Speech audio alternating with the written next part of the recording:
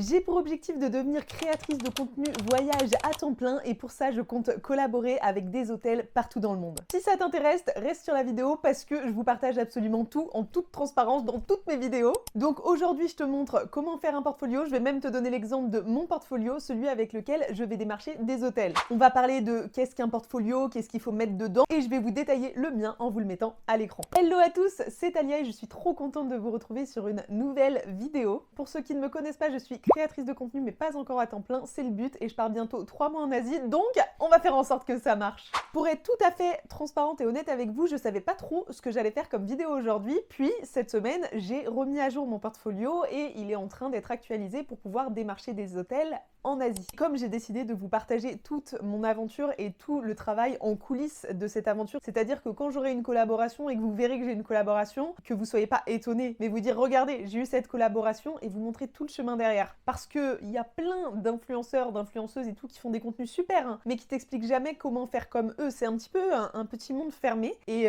moi je pense qu'il y a du travail et de l'argent pour tout le monde peut en tirer sa part du gâteau. Je compte bien prendre une part du gâteau, mais vous permettre d'en prendre une à votre tour également. Donc évidemment, moi le but c'est de passer créatrice de contenu à temps plein, mais aussi de vous tendre la main à faire de même si vous le souhaitez. Pour aussi vous montrer que c'est possible de rêver grand, c'est possible d'arriver à atteindre des choses qu'on n'aurait pas pensé il y a des années en arrière. Et là aujourd'hui je suis en train de faire une liste d'hôtels à démarcher au Vietnam parce que je pars toute seule dans 2 mois au Vietnam. Donc tout ça pour vous dire que quelques années en arrière j'aurais jamais eu cette réflexion. Et pourtant aujourd'hui on en est là et c'est la réalité. Merci aux réseaux sociaux, merci à vous et on démarre avec le sujet du jour. Pour démarcher des hôtels, des restaurants, des activités, que ce soit en France ou à travers le monde, déjà il te faut un portfolio. Mais un portfolio c'est quoi? C'est un petit peu comme un CV numérique. Ça va présenter qui tu es, ton travail et ce que tu peux apporter à une marque, à un hôtel, etc. Pourquoi est-ce qu'on te choisirait toi? Parce que tu as ton propre univers et voilà ce que tu proposes, en gros. Ça permet aussi d'avoir une approche assez professionnelle et pas d'envoyer quelque chose en vrac, mais vraiment d'envoyer le lien d'un portfolio qui est clair, carré. Il n'a pas besoin d'être exceptionnel dans un premier temps, vous allez voir le mien après.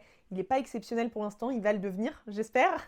Mais pour l'instant, il n'a rien d'hors du commun. En revanche, il va être professionnel. Donc quand tu tombes sur mon portfolio, tu te dis « Ah ouais, j'aime bien, la meuf elle est quali, elle est carrée, ça fait professionnel, j'ai envie de travailler avec elle. » Voilà moi le but que je veux passer derrière mon portfolio. C'est me dire, regardez qui je suis, regardez ce que je fais, regardez mes réseaux sociaux, venez on travaille ensemble parce que je pense que j'ai quelque chose à apporter. Et pourquoi à mon sens c'est indispensable? Parce que ça va te permettre de travailler avec des hôtels, surtout à mon sens à l'étranger, mais pas que. Pourquoi c'est indispensable? Parce que mettons tu vois un super hôtel au Vietnam et tu te dis ah c'est dans la ville où je veux aller, vas-y je leur envoie un petit message. Comment veux-tu qu'ils te disent « Ouais, ok, viens travailler pour nous » si tu leur donnes pas des exemples? Pour imaginer un petit peu le truc, c'est comme si toi, tu étais propriétaire d'un hôtel, que tu recevais un mail qui te dit « Salut, je suis super sympa, je suis une petite Française, est-ce que vous pouvez me loger gratuitement en échange de photos ?»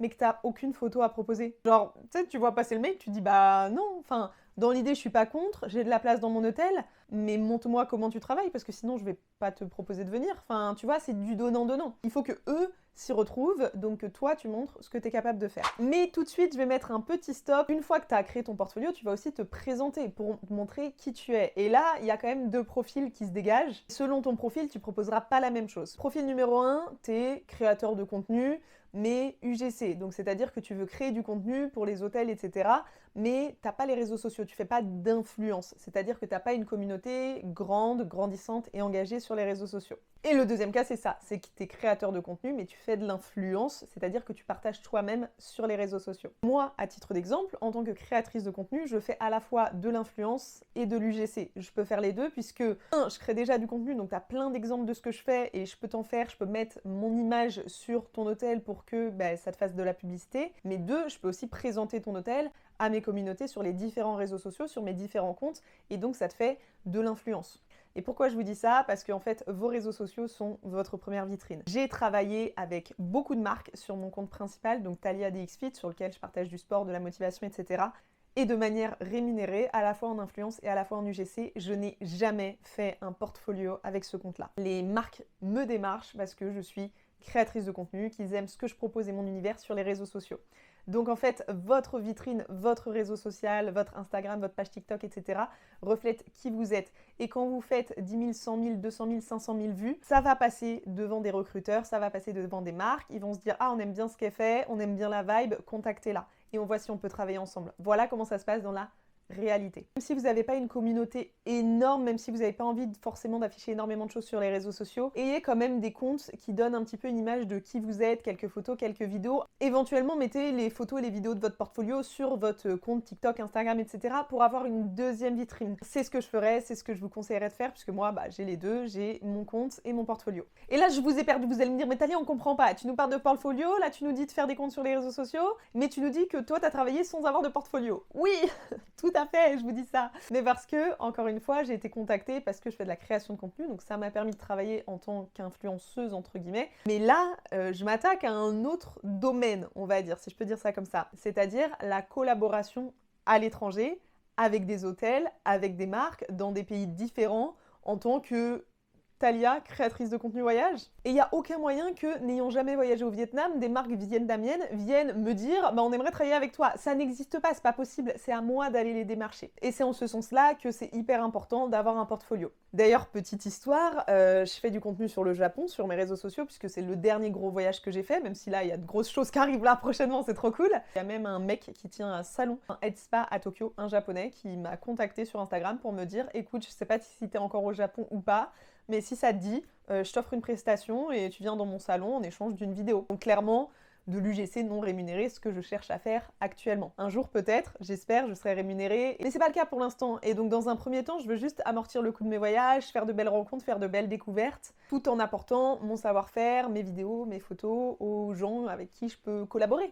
Et donc tout ça pour vous dire que j'ai jamais envoyé de portfolio à ce salon. Et ce salon m'a contacté parce que j'ai déjà été au Japon. Sauf que quand t'as jamais créé de contenu, quand t'as jamais été dans tel ou tel pays, c'est impossible qu'on te contacte, tu vois. Donc on fait un portfolio. Et qu'est-ce qu'on va mettre dedans? Première chose, il va falloir que tu te présentes. Qui tu es, pourquoi tu as un portfolio, qu'est-ce que tu fais. Enfin, tu vois, c'est pas juste balancer des photos et des vidéos, c'est quelque chose qui est authentique et qui est personnel. Donc, à travers ta petite description que tu vas faire, il faut que ça transpire toi, tu vois. Faut pas que tu prennes un copier-coller d'un autre créateur ou créatrice de contenu. Moi, je vais vous partager mon portfolio, après vous allez le voir, ne faites pas le même. C'est idiot parce que ça correspondra pas à votre personnalité, à qui vous êtes. Donc, ça sert à rien de prendre le même portfolio. S'inspirer pour se dire, ah ouais, j'aime bien ce qu'elle a fait, ok, je vois l'idée, et ensuite faites-le à votre sauce, sinon ça a aucun rapport. Vous ne pourrez pas démarcher et vous sentir légitime avec un portfolio copier-coller d'une autre personne. Ensuite, il faut absolument que vous mettiez dessus des liens cliquables vers vos réseaux sociaux. TikTok, Instagram, YouTube, c'est ce que je vous disais tout à l'heure, c'est aussi votre première vitrine. Donc quand ils vont voir votre petite description, votre photo, ils vont peut-être avoir envie d'aller plus loin et d'aller voir vos pages de réseaux sociaux pour voir vos abonnés, etc., etc. Donc laissez des liens cliquables pour pouvoir avoir accès à vos comptes personnels. Ensuite, il va falloir mettre des exemples concrets de photos et de vidéos qui représentent votre travail.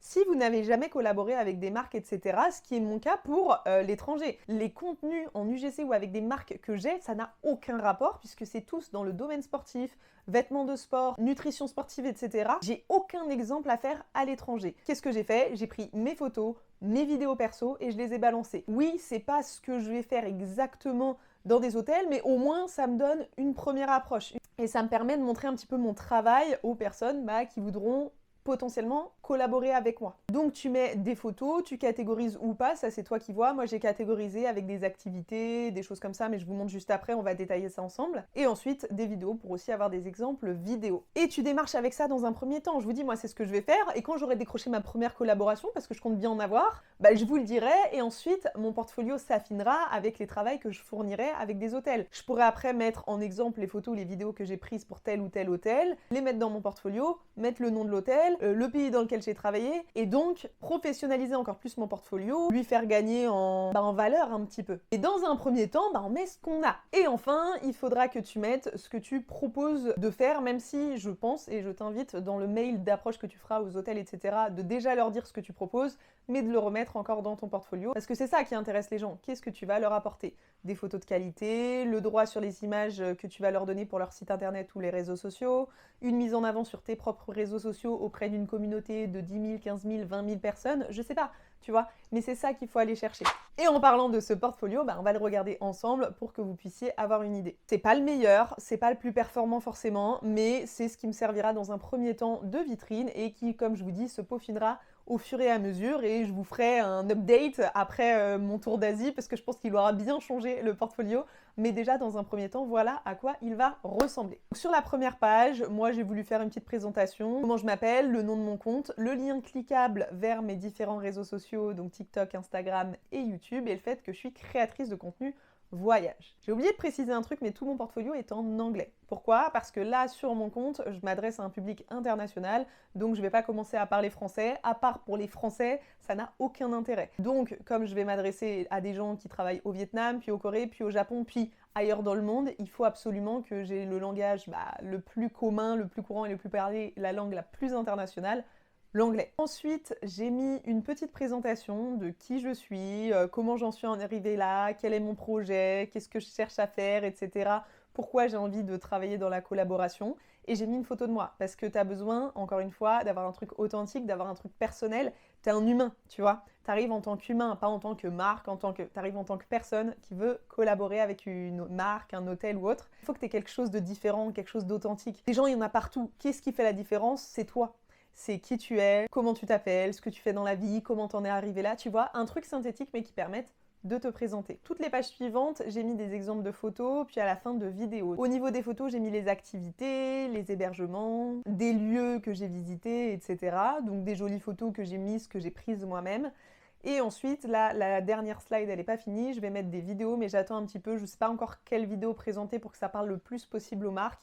Donc je pense que je vais mettre un vlog, une petite vidéo courte genre POV, des exemples différents en fait, variés de ce que je propose sur mes plateformes. Et enfin, à la fin, j'explique ce que je propose, donc à la fois soit une mise en avant sur mes réseaux sociaux, soit du contenu pour leurs réseaux sociaux ou leur site internet, et je leur laisse mon adresse mail pour qu'on travaille ensemble. Je vais rajouter une slide à ce portfolio, mais je la rajoute pas encore puisque je suis pas encore en train de démarcher, je démarcherai le mois prochain, ça sert à rien de démarcher 6 mois avant, et donc je rajouterai une slide avec mes statistiques de réseaux sociaux. En gros, ma page Instagram, ma page TikTok, ma page YouTube, mais en visuel avec mon nombre d'abonnés, puisque j'ai une communauté sur les réseaux sociaux, donc c'est aussi un argument qui permet d'être mis en avant. Donc voilà où j'en suis pour l'instant, je vous parle pas encore de toutes mes recherches, les hôtels que j'ai contactés, est-ce que j'ai eu des réponses oui, non et tout, ça viendra comme je vous ai dit dans une prochaine vidéo. Je terminerai par vous dire que tout le monde a besoin de publicité et de bonne publicité, surtout quand c'est à l'étranger et qu'il y a beaucoup de concurrence. Avoir une personne qui met en avant ce que la compagnie propose avec une belle expérience et un bon retour positif, ça leur permet d'attirer des clients et de se démarquer de la concurrence. Si je fais un montage réseaux sociaux qui fait 500 000 vues sur ma croisière sur la baie d'Along, ça fait une super publicité pour la compagnie. Donc les marques, les restaurants, les hôtels, les hébergements, tout ça,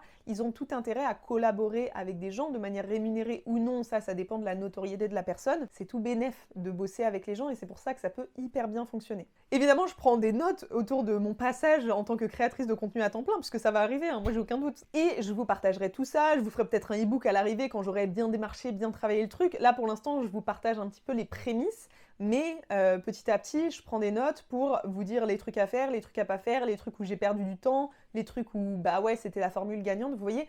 Tout ça, je vous l'apporterai au fur et à mesure. Là, j'ai pas encore le recul nécessaire pour le faire, donc je vous dis voilà, j'en suis là avec mon petit portfolio, je fais ma petite liste des hôtels, et pour l'instant, c'est bien. Si vous avez envie de suivre mes petites aventures déjà un petit peu partout à travers le monde, abonnez-vous. Mais si en plus ça vous intéresse de suivre les coulisses de toute cette aventure, n'hésitez pas à me laisser un petit j'aime, un petit commentaire, ça soutient mon travail, ça me permet d'évoluer là-dedans et donc d'être encore plus légitime de faire des choses et de vous les partager. Puis si vous êtes intéressé par la création de contenu et que vous aimeriez vous aussi à votre tour devenir créateur de contenu, vous avez toutes les clés en main pour créer un premier portfolio qui vous permettra d'approcher des marques pour essayer de décrocher vos premières collaborations. Je vous laisse sur ces belles paroles, on se retrouve dans la prochaine vidéo, je poste tous les mercredis et tous les dimanches sur cette chaîne et sinon je suis active tous les jours sur mes comptes TikTok et Instagram, donc n'hésitez pas à aller me suivre là-bas aussi. Et on se retrouve donc très très vite pour une prochaine vidéo. Ciao!